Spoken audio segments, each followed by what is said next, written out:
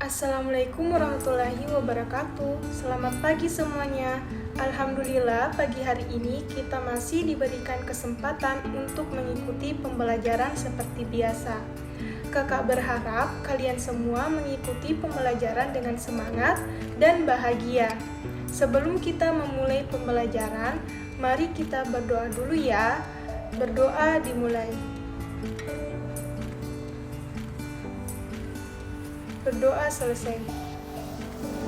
Pada hari ini, kakak akan mengajar estimasi biaya konstruksi dan properti, yaitu pada KD 3.9 tentang memahami konsep penyusunan rencana anggaran biaya atau RAB pekerjaan konstruksi bangunan. Sebelum memasuki materi, silahkan adik-adik sekalian untuk mengisi absen di Google Form yang telah kakak kirim di linknya di grup WhatsApp. Kalian isi nama lengkap dan kehadiran. Adapun tujuan dari pembelajaran pada hari ini yaitu setelah mengikuti pembelajaran, peserta didik dapat yang pertama menjelaskan anggaran biaya kasar atau taksiran, yang kedua menjelaskan anggaran biaya teliti, yang ketiga menjelaskan rencana anggaran biaya atau RAB, yang keempat menjelaskan harga perhitungan sendiri atau HPS, yang kelima membuat anggaran biaya kasar atau taksiran, yang keenam membuat anggaran biaya teliti, dan yang ketujuh menyajikan rencana anggaran biaya atau RAB pekerjaan konstruksi bangunan gedung. Seperti diketahui, perencanaan memegang peranan penting dalam siklus proyek, karena keberhasilan proyek akan sangat ditentukan oleh kualitas dari perencanaan. Terjadinya perubahan-perubahan dalam pelaksanaan akibat perencanaan yang kurang atau mantap, selain menambah panjang waktu pelaksanaan juga menyebabkan pemborosan.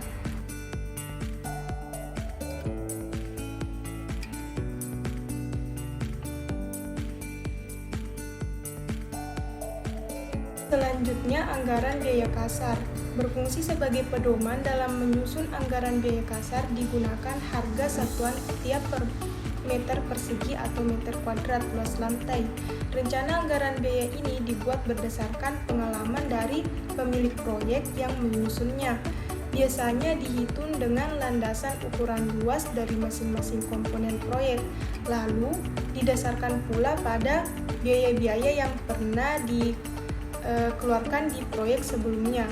Jadi, tidak mengherankan apabila RAB kasar jika dibandingkan dengan RAB yang lebih terperinci atau RAB teliti nanti terdapat perbedaan atau selisih. Hal itu dikarenakan kebutuhan yang memungkinkan berubah dan harga material yang biasanya bertambah atau berkurang dari proyek sebelumnya. Contohnya yaitu pada bangunan induk 10 kali 8 sama dengan 80 meter kuadrat dikalikan dengan harga satuan yaitu 150 yaitu 12 juta. Jadi dapat disimpulkan adalah harga per meter kuadrat bangunan induk tersebut adalah 12 juta per meternya. Selanjutnya yaitu anggaran biaya teliti. Anggaran biaya teliti merupakan anggaran biaya bangunan atau proyek yang dihitung dengan teliti dan cermat sesuai dengan ketentuan dan syarat-syarat penyusunan anggaran biaya.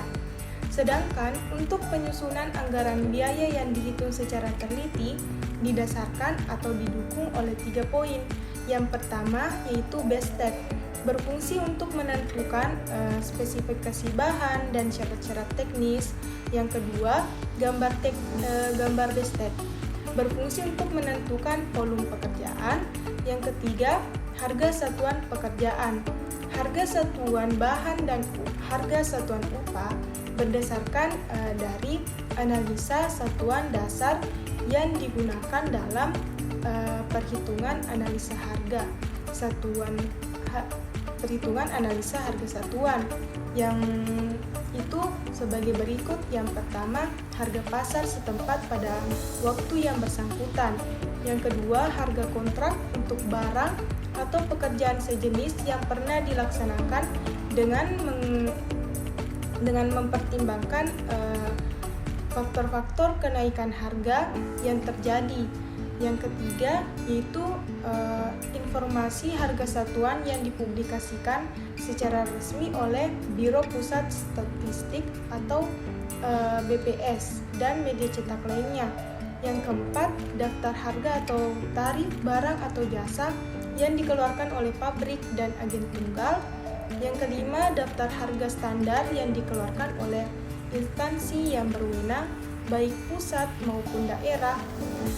Selain hal-hal yang disebutkan tadi, harga satuan bahan dan harga satuan upah dapat juga berpedoman kepada sebagai berikut. Yang pertama yaitu analisa BOW atau singkatan dari Beurtelijke Openbaarwerken, yaitu salah satu ketentuan dan ketetapan umum yang ditetapkan oleh DIRBO tanggal 28 Februari 1921 nomor 5372 A zaman pemerintahan Belanda. Yang kedua juga berpedoman pada Standar Nasional Indonesia yang diterbitkan oleh Badan Standarisasi Nasional.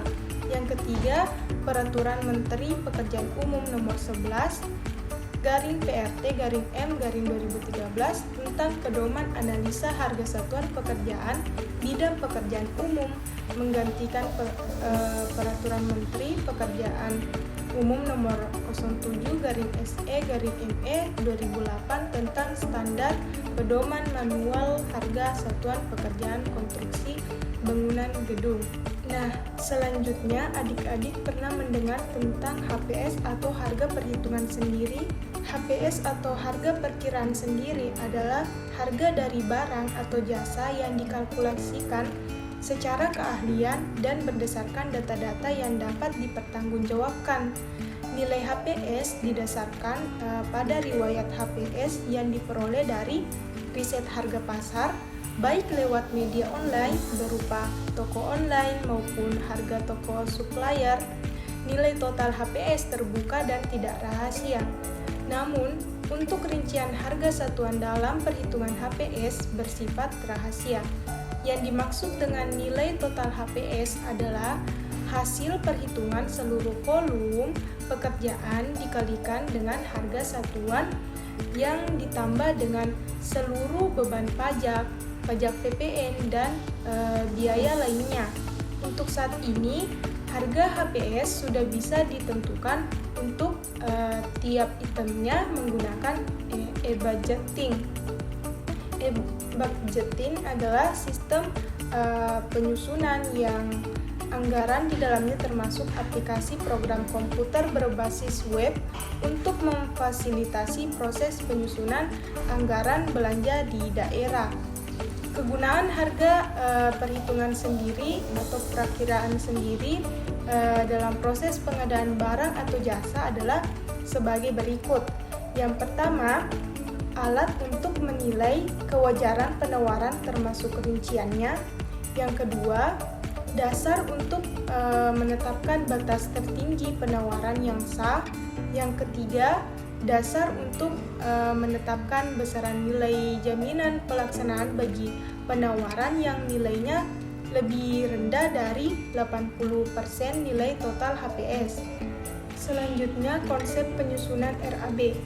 Dalam penyusunan RAB terdapat beberapa tahap. Yang pertama yaitu pelajari gambar rencana detail dan dokumen rencana kerja dan syarat-syarat atau RKS. RKS sebagai kelengkapan gambar kerja harus dibuat selengkap mungkin dengan maksud agar di dalam pelaksanaan pekerjaan tidak timbul kesulitan. Kalimat dalam RKS diusahakan agar disusun sedemikian rupa sehingga cukup jelas, terperinci, mudah dipahami, dan tidak menimbulkan keraguan-raguan. Yang kedua yaitu susun uraian pekerjaan dan atau barang yang diperlukan untuk menyelesaikan pekerjaan sebagaimana gambar detail dan RKS menurut kelompok yang sejenis. Yang ketiga, hitung volume pekerjaan atau barang yang telah diuraikan dalam butir, yaitu mulai dari pekerjaan persiapan hingga pekerjaan finishing. Yang keempat, setelah beberapa poin tadi, susun analisis harga satuan pekerjaan untuk setiap jenis pekerjaan yang telah diuraikan sebagaimana pada poin ketiga, hingga didapat harga satu satuan pekerjaan. Harga satuan pekerjaan merupakan harga suatu jenis pekerjaan tertentu per satuan tertentu berdasarkan rincian komponen-komponen tenaga kerja, bahan, dan peralatan yang diperlukan dalam pekerjaan tersebut.